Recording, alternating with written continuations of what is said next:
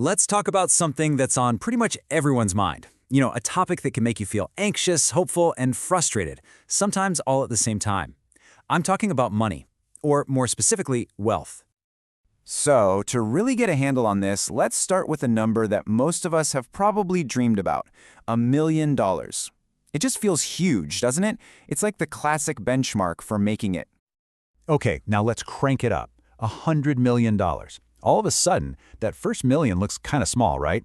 This is the kind of wealth that starts to feel, well, not even real. It's almost impossible to wrap your head around. And here we go. $1 billion. Now we're in the stratosphere. This is the realm of the absolute titans of industry, a number so big it's just mind-boggling. And to put it in perspective, someone like Jeff Bezos is worth over 100 times this amount. Just let that sink in. So after all those gigantic numbers, there's the reality for most of us. You probably got a job, maybe some student loans, some credit card debt. It feels like everything costs a fortune, and you just can't shake that feeling that you're not getting paid what you're really worth. Wealth, that feels like it's for another planet. And feeling stuck like that, it usually leads us all to the same place. You look at the whole system, you see a tiny few with insane amounts of wealth, and it's so easy to think, this whole thing has to be rigged.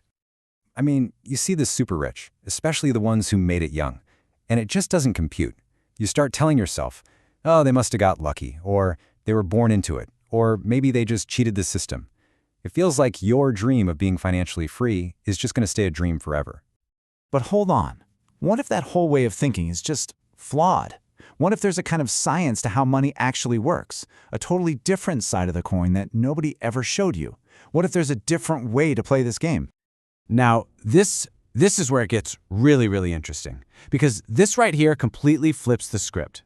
According to a big report from WealthX, for people with $30 million or more, a staggering 68% of them are self-made. Think about that. People like Oprah, Howard Schultz, even Jeff Bezos, they didn't start with a silver spoon. So what do they know that the rest of us don't? To get what they figured out, we first have to understand the fundamental trap that almost every single one of us falls right into. From the time we're kids, this is the equation we're all taught, right? The only path to money is getting a job and earning a salary. It seems safe, it seems logical, and for a lot of us, it's the whole point of going to school in the first place. But here's the massive flaw in that equation. The input, what you're giving, is your time. And that is your single most valuable, non-renewable resource. You can't get it back. And what's your output? A salary, which is almost always capped. There is a hard ceiling on what you can earn because there are only 24 hours in a day. And this number just perfectly illustrates how inefficient that trade is. Let's say you earn $20 an hour, working 40 hours a week. It would take you almost 24 years to make $1 million. And get this, that's before taxes, before paying for rent or food or inflation, making that million worth way, way less. You're literally trading your life away for a limited pile of cash.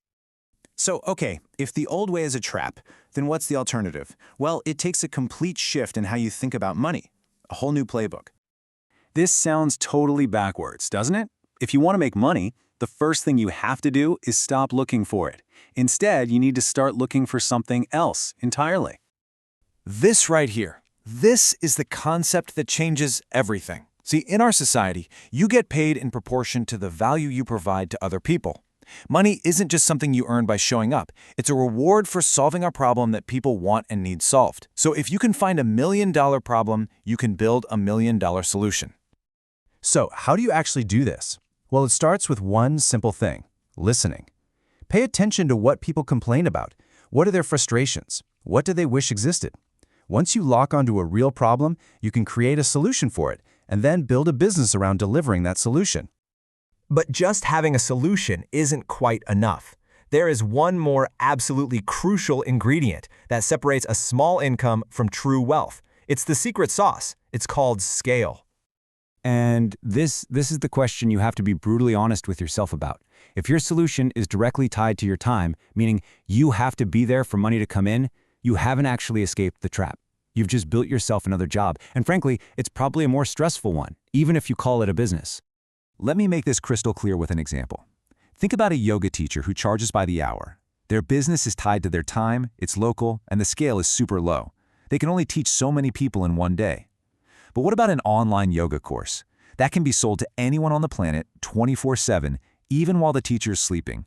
The lessons only have to be recorded once. That, my friends, is the power of infinite scale. Your solution has to be able to help a huge number of people without demanding more of your personal time for every single transaction. And this brings us to the end goal, which is honestly the most important part of this whole thing. After all this work, after shifting your mindset and building a scalable solution, what was the point of it all? Because here's the ultimate truth, the thing we all kind of know deep down. Money is just a tool. It's paper. It's numbers on a screen. The real goal, the deep down motivation that drives this whole journey, it was never about the cash itself. The real destination, it's a feeling. It's the freedom to do what you want, when you want, without that constant nagging voice in your head asking, can I afford this? And ultimately, it's about getting back that one precious resource you can never, ever buy more of, your time. So, we end up right back where we started, but with a new perspective. Stop chasing the money. Start chasing solutions to problems. If what you really want is true freedom, then make solving meaningful problems your mission. The real question isn't, how am I going to get rich? The real question is this: what problem will you solve?